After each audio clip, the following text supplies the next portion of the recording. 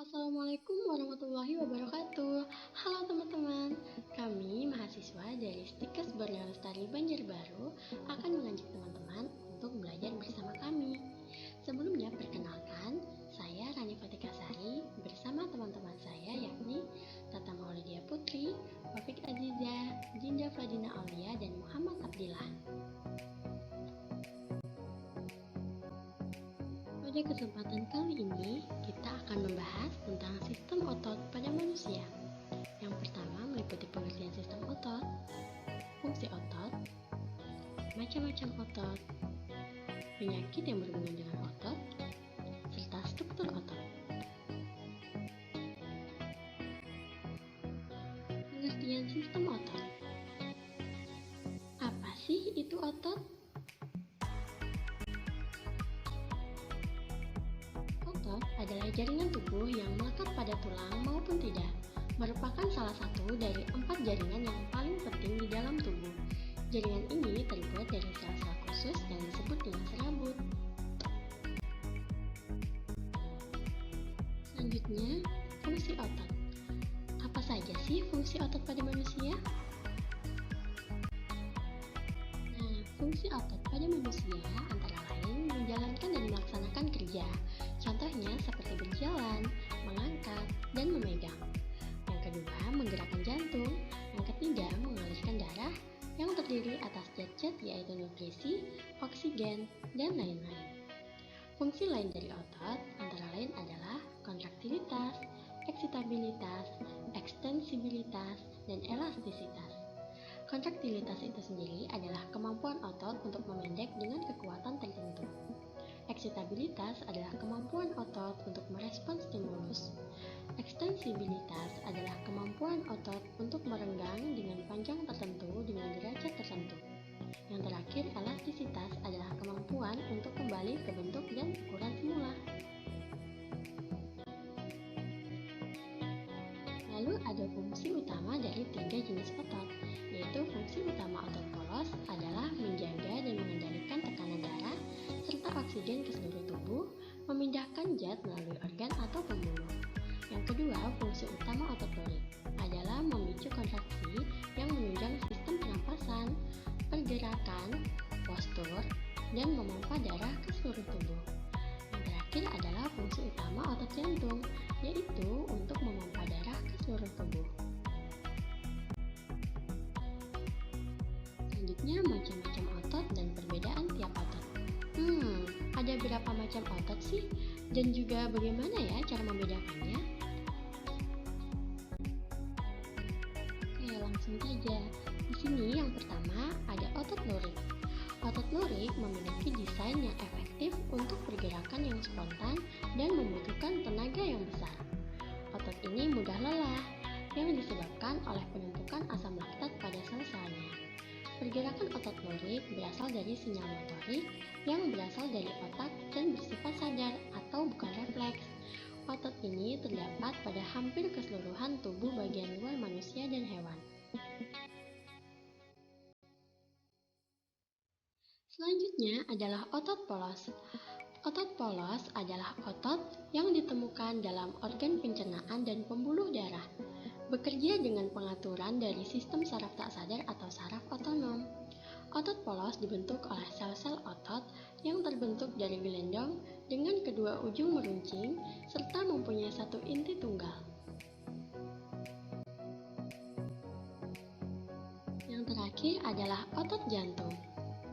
Otot jantung adalah otot yang bekerja khusus untuk memompa darah pada jantung. Ini adalah jaringan otot yang sanggup berkontraksi secara terus-menerus tanpa henti. Pergerakannya tidak dipengaruhi sinyal saraf pusat. Otot jantung dapat dipengaruhi oleh interaksi saraf simpatik atau parasimpatik yang memperlambat atau mempercepat laju denyut jantung, tetapi tidak dapat mengontrolnya secara sadar. Selanjutnya, kita akan membahas tentang struktur otot. Apa saja sih pembentuk otot? Yang pertama ada otot lurik, merupakan otot yang terletak pada rangka manusia. Otot ini termasuk dalam otot volunter yang artinya harus digerakkan secara sadar. sehingga otot ini juga disebut dengan otot sadar. Otot rangka terdiri atas sel-sel otot, jaringan penghubung, sel saraf, dan pembuluh darah. Otot lurik memiliki bentuk seperti serabut-serabut halus memanjang atau miofibril dan mengandung banyak mitokondria dan inti sel di bagian tepi. Pada otot lurik, tampak garis terang yang dibatasi oleh garis gelap. Setiap satu pola terang dan gelap yang terbentuk disebut dengan sarkomer. Yang kedua, ada otot rangka, terbagi menjadi dua jenis berdasarkan pigmen mioglobinnya. Mioglobin adalah senyawa protein yang berfungsi untuk mengikat molekul oksigen. Oksigen yang diikat ini berperan dalam respirasi otot rangka. Setiap sel otot tersusun atas 3 lapisan, yaitu endomisium, perimisium, dan epimisium. Yang pertama ada endomisium, merupakan kumpulan serat-serat otot yang saling berhubungan. Kumpulan dari serat otot yang berdekatan dan berhubungan ini membentuk fasikula. Yang kedua ada epimisium, adalah serat kolagen padat yang mengelilingi otot. Epimisium ini membatasi otot dari jaringan sekitarnya dan terhubung dengan selaput fascia. Secara umum, otot lurik memiliki beberapa fungsi, yaitu menghasilkan gerak pada rangka, menjaga postur dan posisi tubuh, menunjang jaringan lunak, menjaga tubuh dari segala hal yang masuk maupun keluar tubuh, menjaga suhu tubuh, dan menyimpan cadangan nutrien. Di dalam setiap serat otot terdapat miofibril, struktur siliandris panjang yang sejajar dengan serat otot. Miofibril menjalankan seluruh panjang serat otot dan karena mereka hanya berdiameter sekitar 1,2 mikrometer, ratusan hingga ribuan dapat ditemukan di dalam satu serat otot. Mereka menempel pada sakrulema di ujungnya, sehingga saat miofibril memendek, seluruh sel otot berkontraksi. Miofibril sendiri terdiri dari banyak sarkoma yang berjalan sepanjangnya. Dan ketika sarkomer berkontraksi secara individu, miofibril dan sel otot memendek.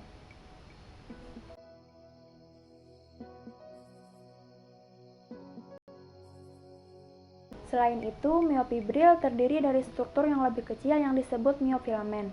Ada dua jenis filamen utama, yaitu filamen tebal dan filamen tipis. Masing-masing memiliki komposisi dan lokasi yang berbeda. Filamen tebal hanya terjadi pada pita A miofibril.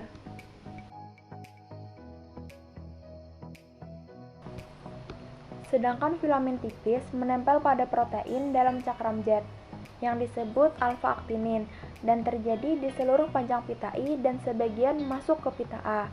Filamen tipis tidak meluas sampai ke pita A dan meninggalkan daerah tengah pita A yang hanya berisi filamen tebal.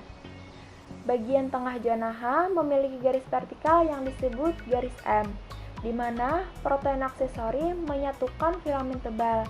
Baik disjet maupun garis M menahan miofilamen untuk mempertahankan pengaturan struktural dan pelapisan miofibril. Dua komponen lain dari filamen tipis adalah tropomiosin dan troponin. Aktin memiliki situs yang mengikat untuk lampiran miosin. Helai tropomiosin memblok situs pengikatan dan mencegah interaksi aktin miosin ketika otot diam. Troponin sendiri terdiri dari 3 subunit globuler. Untuk pembahasan yang terakhir, yaitu ada penyakit yang berhubungan dengan otot. Penyakit apa saja sih yang berhubungan dengan otot? Penyakit yang berhubungan dengan otot diantaranya yaitu yang pertama ada keseleo, yang kedua ada atrofi otot, dan yang ketiga ada distrofi otot. Dan yang keempat ada miositis, dan yang kelima ada tendinitis. Dan yang keenam ada fibromialgia, dan yang terakhir yaitu penyakit Parkinson. Sampai di sini dulu video pembahasan dari kami. Terima kasih kepada teman-teman yang sudah menyaksikan penjelasan, yaitu mengenai sistem otot rangka manusia. Semoga bermanfaat.